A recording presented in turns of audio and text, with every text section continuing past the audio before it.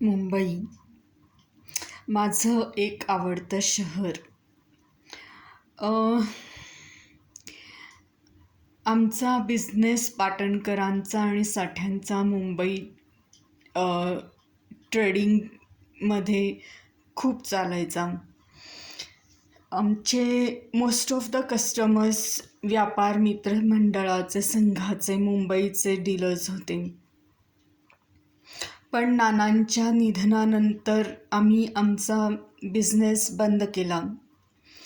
आमचा बिझनेस बंद झाला तसा वेगवेगळ्या नाईक सरनेम्सच्या लोकांच्या डेथ न्यूज ऐकायला यायला लागल्या.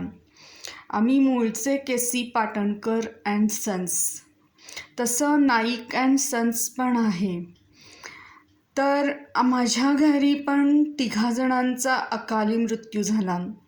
माझ्या आत्याचे मिस्टर, नाना आणि आमच्या नानांची आई आणि नानांचे वडील आणि माझ्या काकांचे 2 मुलं आणि काकांचे आईवडील.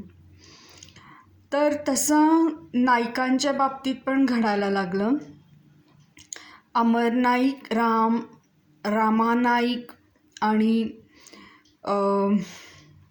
अश्विन नाईक.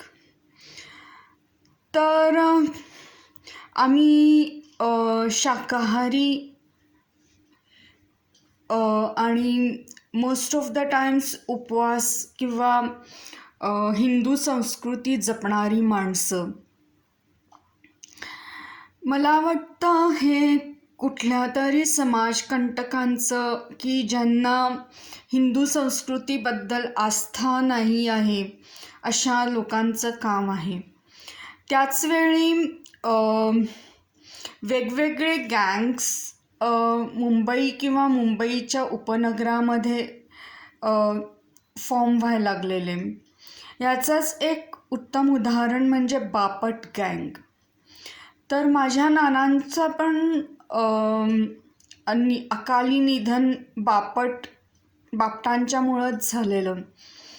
तर मलाही असं वाटतं की नाईकांचं पण कदाचित त्यांच्याशी काहीतरी वैर असावं. तर जर का कुठंही माझं म्हणणं कोणतेही नाईक ऐकत असतील तर त्यांनी कृपया याच्याकडे ध्यान द्यावं आणि जरा काहीतरी स्ट्रिक्ट ॲक्शन्स घ्यावं असं वाटतं.